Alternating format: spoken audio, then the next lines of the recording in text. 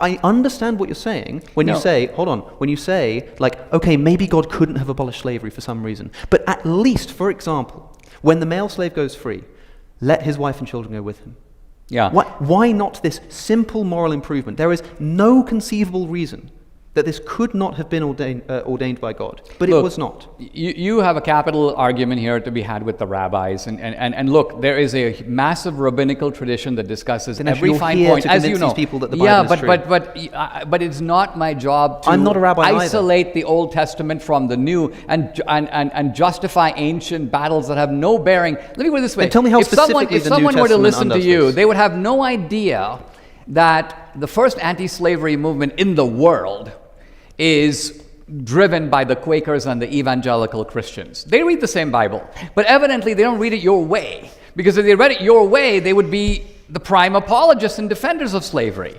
So Dinesh, you have to explain why you take a universal institution. Dinesh, when did that happen? In every culture. When did that happen?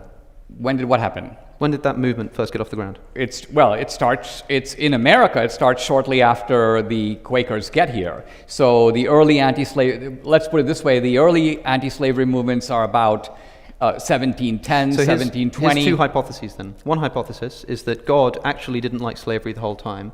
It just took human beings literally thousands of years to work it out, and that just so happened to coincide with the Enlightenment. That's one hypothesis. Another hypothesis is actually that the Bible does condone slavery, and that what's going on is, I think, for example, when you look at the actual verses that are being given as justification for the Christian abolitionist movement, what kind of verses are we talking about? Well, what I'm saying is that first of all, the Enlightenment... It may have been Christians who did it, but they were, to say that they were doing it as motivated by Christianity is a different kind of claim. It is a very significant claim because to you, the Bible exists in an interpretive tradition that has been expostulated over many centuries by Christians. They're reading that Bible. They're reading it with great care as to what it's trying to say. And the Enlightenment, far from being the origin of any of this, in fact, the racism that came out of the Enlightenment was of a species that never existed before. I mean, you think of the great philosophers like Hegel, Kant, their denunciations of blacks, for example, you'll find nothing like that in the Old Testament, leave alone the New. And if modern Enlightenment thinkers were beholden to think that these Enlightenment thinkers were ineffable, creators of an inviolable ethic, then we'd probably have had a harder time getting rid of it, don't you think? Well, nobody. Do you think the abolitionist movement was helped or hindered by the existence of the verses that I've just described? Well, I think it was hindered by them because I think that the Southern apologists of slavery appealed to those verses. To be sure, they appealed to the Old Testament verses that were pro-slavery. Tell me where you could appeal to be anti-slavery specifically. I mean, not love your enemy, love your neighbor. Tell me specifically. Like, here's how I can put it: you're in a time machine. You go back to antebellum slavery in the American South. Yeah. And you find yourself on a plantation, and you say to the master of the house, you own a bunch of slaves. I don't think this is moral. I don't think you should be mistreating them. Where do they turn? And plausibly so, to justify what they're doing. Well, the answer they pull out is their this. Bible, and you can say to them, well, hold on, have you read this verse? Tell me the verse. Tell me where I can point this person in order to dispel them of their So I ideas would about recommend to you a compendium of sermons that were delivered by Northern preachers in the decades leading up to the Civil War. Hold on. I want to know what the verses are. Right, so I'm going to give you their mode of preaching, because the key to it is to understand how they use the Bible. It's not the way you do it. Even the Southern theologians weren't dumb enough to say they enslaved the Amalekites, therefore you can enslave this guy who's here from the Congo. No, the Southerners didn't use those arguments either. Your arguments are in a different species altogether. If you look at the arguments between the Northerners and Southerners over slavery, they were far more nuanced than that. Basically, you had to do something like this. The Northern theologians would say this: are we or are we not created equal in the eyes of God? Yes or no? Yes.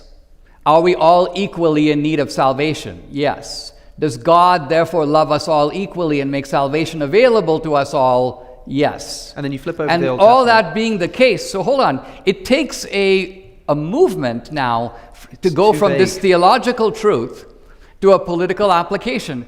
But I don't have to prove that this is plausible because it already happened. It's far too vague. It's It's far far too too vague for you. It's far no. from a This, skeptical compass. It's vague. this always happens. This always happens. But I'm saying millions of people believed it. This always they happens. listened to these sermons. They acted on them. That's because people retrospectively impart their own values. Why onto do the you Bible. think? Why do you think people in the North who had no stake in the matter signed up to fight the Civil War? Why did they do it? I don't know.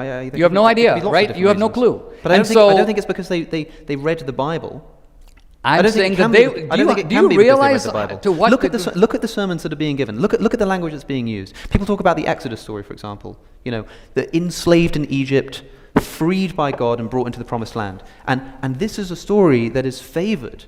This is a story that's favored by abolitionists to say, look at this anti-slavery spirit of something like Exodus, leaving out the fact that when the Israelites are liberated from Egypt and trying to take the Promised Land, they do so by slaughtering, genociding, and also then enslaving the people who were already living there. They leave out that bit.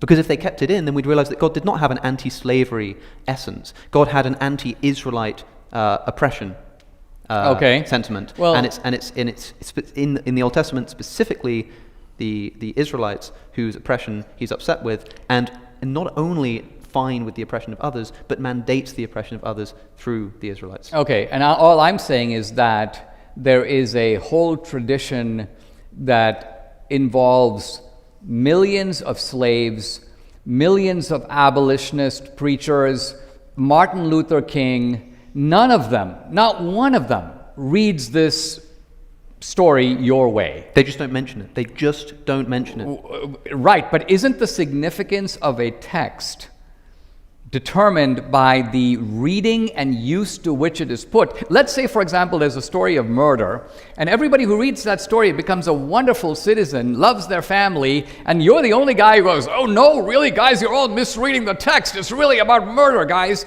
And Martin Luther King goes, no, slaves for hundreds of years have taken consolation in the Exodus. I mean, go down, Moses, way down to Egypt land and tell old Pharaoh, let my people go. Yep. To you, this is gobbledygook, because guess what the Israelites did next? And then Martin Luther King goes... What did they do next? Well, my point... Like, what I would say to Martin Luther King, if I was trying to make I agree about the description in the Bible. I'm simply saying that... It's not a description, Dinesh. A Christian book has got to be understood in the way Christians understand it. And if you come out with a quote... Let's just say, for example... Don't put it in scare quotes. Like, you can say, go to Pharaoh and say, let my people go. And if I was trying to make a theological point, I would say, and then do what? What did they do next? Like, don't get me wrong. I am more than happy that Martin Luther King was able to make a theological case for the abolition of slavery. Fine. But I would say that he was... Not for the abolition of slavery, but for civil rights. He was misreading the text. Yeah, you're right. We have about 5 minutes, guys. Not the other way around. It's like, we have to ask who's misreading the text. And let's just suppose for a moment that you could point to me, which you still haven't done, to a single verse, even in the New Testament, which tells me that slavery is a bad thing. Which, by the way, St. Paul writes in... I can't remember which. I wish I could remember which letter it is. But you'll know what I'm talking about, where he writes, "Slaves, be obedient to your masters, not just the good ones, but also to the cruel," or the froward, as the King James has it. It's like, if it were the case that even if you could, which I'd still love for you to do, point to a single verse in the New Testament that tells me that slavery is actually not so good, the fact that so obviously God is okay with it in the Old Testament means that even if you could do that, the best we're left with is that we have a text here which can say one thing on one day and another thing the next.